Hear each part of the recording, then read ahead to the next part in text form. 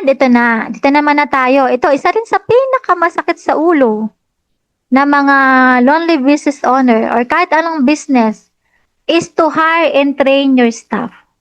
So, syempre, pag magka-hire kayo ng staff ninyo, dapat may SOP kayo. Pero ang ano ko dito is, dapat, ang tip ko dito is, ikaw muna. Ikaw talaga muna, kahit 1 week. Samahan mo yung staff mo. 2 kayo. Para kaya nga sabi ko, start small muna kayo, kahit sa bahay lang.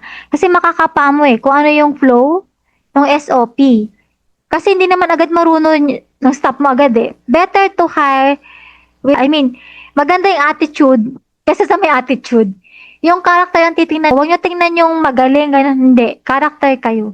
Kahit anong business naman, character. Create SOPs. Maglagay kayo. Ako meron ako nakapost. Kaya nga naiwan ko yung laundry ko kasi may nakapost na ako doon. Mabago-bago man yung tao, iba-iba man yung maging tauhan ko, meron silang SOP ron. Train in customer service, importante to. Yung customer service kasi pag masungit yung laundry staff nyo, bagsak ang negosyo nyo. Kailangan may culture kayo. Ikaw mismo ang gagawa ng culture. Kung lagi kang masungit sa staff mo, masungit din yan doon sa negosyo mo. So, sa'yo nagsisimula yan. Kasi entrepreneur tayo Treat yourself as an entrepreneur. Diba? Dapat innovative tayo. Teach machine operation and safety. So, diba kaya nga sabi ko sa inyo, attend kayo ng mga seminar or orientation sa mga supplier ninyo para maturuan nyo nung machine. Meron kasi silang orientation yan pag nagkabit sila ng machine. I-orient nila kayo. Yung mga safety, yung mga machine operation. Yan. And ito, kung gusto niyo magtagal ng business, yung staff nyo sa inyo, magbigay kayo ng incentives. Incentives for performance. Importante yan kasi mawawalan sila ng gana. Pero dito, ang gawin nyo, meron ako yung rate, parang checklist. May rate sila. Every month, i-rate ko sila.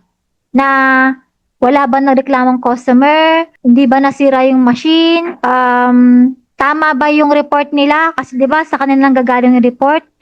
Ano ba hindi ba short?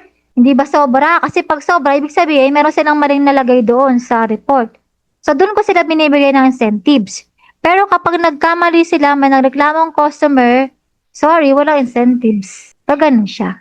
Kailangan yan kasi karamihan ng mga laundry staff natin is nawawalan sila ng gana. Yung kanina sabi ni Ma'am Kaina kung in-kind or cash, mas maganda cash. Kasi wala silang pakialam sa mga libre. Kasi iniisip nila pera. Totoo naman yun, di ba? Kaya nga, kahit naman tayo, di ba, nagtatrabaho tayo. Pera talaga nasa isip natin. So, bukod dun sa sahod nila, dapat may incentives kayo. And may mga nagsasabi na hindi raw maiwan yung business within 30 days. Kasi, kasi daw ganito yung walang tiwala sa staff.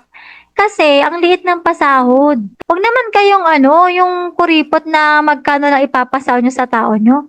Pero yung 300, sobrang baba, walang tatagal talaga na tauhan.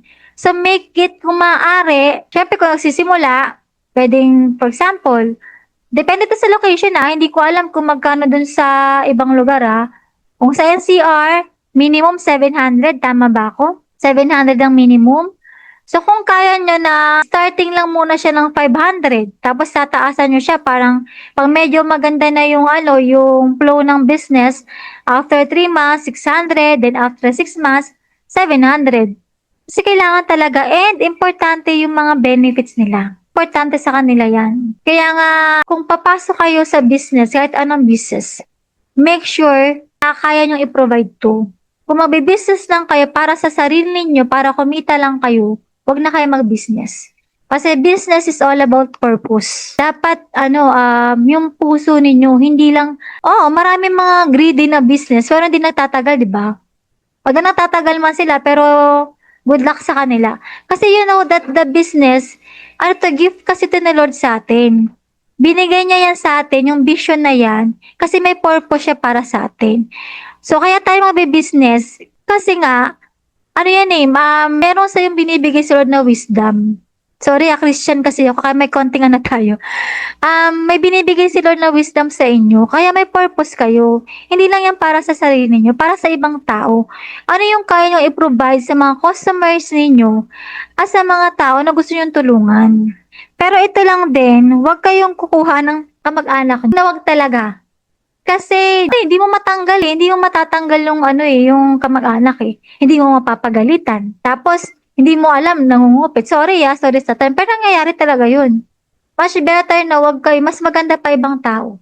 Mas pagkakatiwalaan nyo pang ibang tao kaysa kamag-anak nyo. Yes, totoo yan, authoritative. Talagang mas galit pa sila sa'yo, kahit nga kaibigan lang eh. Diba pag kaibigan, nasabihan mo ng, syempre business yan eh, kailangan mo ligtas yung negosyo mo. Hindi mo ililigtas yung isang tao lang para sa negosyo mo. Kailangan magdidesisyon ka para sa lahat. Para sa customer mo, para sa business mo, sa pamilya mo, sa ibang tao, general. Hindi lang sa isang tao. Ang negosyo ka, hindi lang para sa isang tao na yan. Ikaw mag-a-adjust para sa kanya? No. Kaya much better, huwag kayong mag-hire ng kamag-anak ninyo. Huwag talaga. Ako kasi, wala naman akong hinire na kamag-anak. Meron ako friend. Pero yun nga lang, syempre, pag friend mo, tinanggal ko yun eh. Kasi sobrang, hindi naman siya authoritative. Parang ang nangyari sa kanya is, lagi nang late, tapos walang accountability. Hindi mo mapagsabihan kasi ayaw mo sumama yung loob. Pero nilakasan ko talaga yung loob ko kasi hindi ako magdidesisyon ng para lang sa kanya. Para sa ikabubuti niya. Para to, kung paano ko maisisave yung negosyo.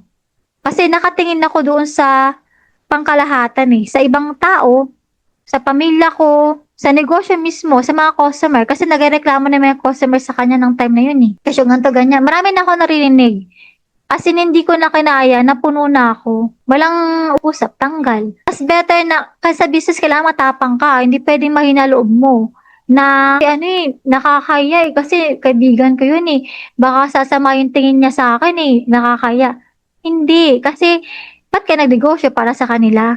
Nagnegosyo ka, hindi para sa kanila. May purpose ka eh. Kung ano yung purpose mo. Diba? Para sa pamilya mo, sa future. So much better, wag yung kaibigan, yung mga kamag-anak, wag.